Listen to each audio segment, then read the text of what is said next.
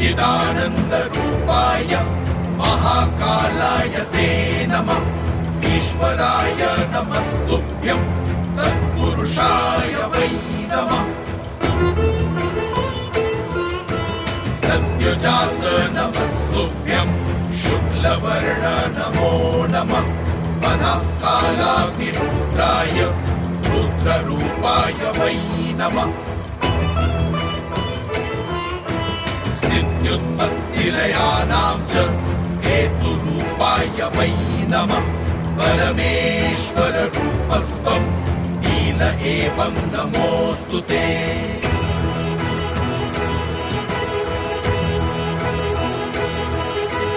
पवनाय नमस्तुभ्यं हुताशन नमोऽस्तु ते।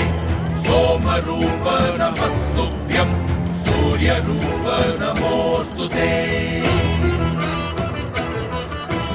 यजमान नमस्तुभ्यं आकाशाय नमो नमः।